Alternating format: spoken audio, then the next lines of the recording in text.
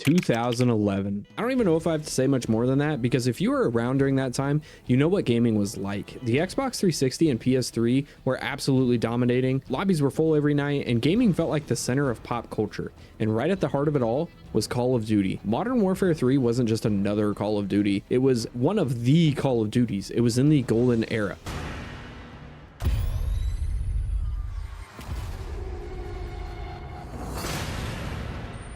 At least that's how I felt when it launched. This was the game that had to wrap up the Modern Warfare trilogy, which at the time was basically the biggest storyline in gaming. You had Modern Warfare 1, which put Call of Duty on the map. You had MW2, which blew the literal roof off of it with its campaign and its multiplayer. And then MW3 came in with the job of not only closing that story, but keeping the franchise on top of the world. And that's no small task. Now let's not sugarcoat it. Modern Warfare 3 was not the revolutionary leap that MW2 was. A lot of people called it MW 2.5, and in some ways they were right. The graphics were almost identical, the feel of the guns, the pacing of the multiplayer, it was familiar. But here's the thing, familiar wasn't a bad thing in 2011. People wanted more of what they already loved. And when you're sitting in a lobby with your friends after school, nobody's saying, ah man, I wish this was an entirely different game. They're saying, man, I hope we get into a good, you know, trash talk lobby tonight, or I hope I hope I unlock the ACR. That thing was basically the mascot of MW3's multiplayer. The ACR was a literal laser beam.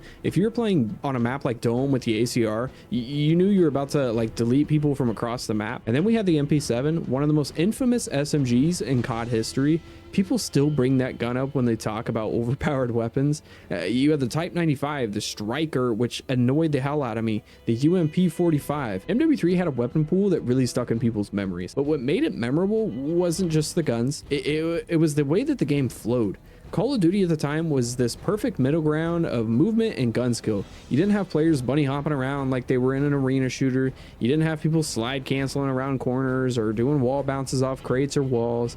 It was boots on ground COD, but refined. Positioning mattered, gunfights came down to timing, reaction speed, and map knowledge. Like I always say, that simplicity is what a lot of people look back on now and realize they miss. Now let's talk maps. MW3 gets a lot of criticism for its maps, and some of it's fair. Not every map was a hit, but when you look back, there were some absolute staples. Dome, Hard Hat, Resistance, Mission, even the smaller ones like Lockdown or Village had their fans. Dome especially became a legacy map. It's still talked about to this day, and I am begging for them to remaster Resistance in a Call of Duty. These maps weren't perfect, but they were built for fast, frantic gunfights, and in the Call of Duty Golden era, that's all people wanted. And then there were kill streaks, or should I say strike packages. This was MW3's biggest attempt to shake up that formula. You had three categories: Assault, Support, Specialist. Assault was your traditional Harriers, Predators, AC-130 score streaks. Support was brand new. You could rack up streaks like UAVs and counter UAVs without losing them on death, which was controversial,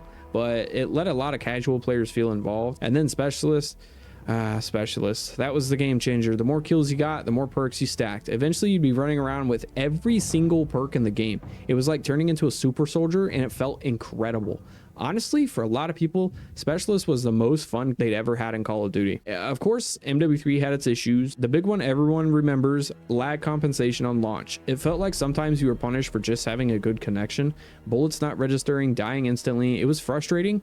Death streaks also made an unwanted comeback. Things like Dead Man's Hand, where a player you just killed drops, I believe it was a C4 or a grenade on the ground and blew you up. It drove people insane. Nobody was asking for that, but there it was. But here's where MW3 really shined for me. It didn't need to be flawless to be iconic. It was part of the culture. You couldn't go on YouTube in 2011 without seeing an Ollie MW3 gameplay or other people doing commentaries, montages, trick shotting, competitive matches, S&D tournaments. It was everywhere. Content creation was exploding, and MW3 was right in the middle of it. People were recording with their HD PVRs or their old school like capture cards, throwing their clips on YouTube, and MW3 was the backdrop. There was also this really cool game mode called Survival Mode. Spec Ops was already loved in MW2, but Survival was something new. Wave-based, fighting off incredibly tough enemies, buying weapons, turrets, and air support in between rounds. It was addicting. You and a buddy could sink hours into it. It wasn't zombies. It wasn't trying to be, but it gave people who didn't want to sweat in multiplayer another mode to grind. And for a lot of players, Survival was the most underrated thing about MW3. Campaign wise, MW3 was the big send-off. It was over the top, but that's what people wanted. You had massive set pieces like the battle for New York,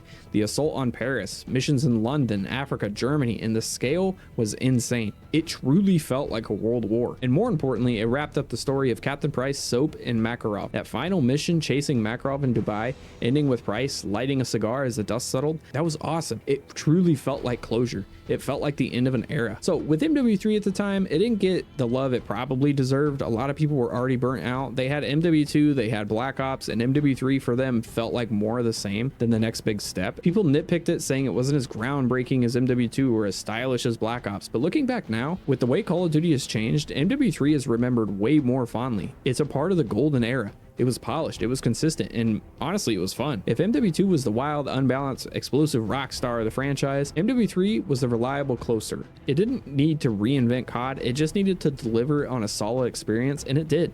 And in hindsight, maybe that's why people are nostalgic for it. It was the start of the end of the golden era. You had MW3, you had Black Ops 2, and then things started to shift with Ghost in the next generation. So was Modern Warfare 3 perfect? No.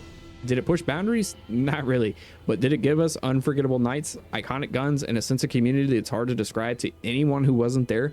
Absolutely. MW3 might not have been the best Call of Duty ever made, but it was a Call of Duty that truly felt like it had something special. Listen guys, this script took me like 3 hours to write. I thank you guys so much for watching these retrospective videos. I know I'm having a lot of fun doing them. I hope you guys are having a lot of fun watching them. Let me know which retrospective video you guys want to see down there in the comments below. It can be on any Call of Duty, I don't care. It can even be on like MW3 for last year. I love going back and playing these Call of Duties again just to like relive them, and I hope you guys feel the same just listening to the way I talk about these games, because I truly do love these games and I wish we would get some remasters in the future. But yeah, that's going to do it for today's video. I hope you guys did enjoy. Sorry this outro was kind of long, and I will catch you guys in the next one. Peace.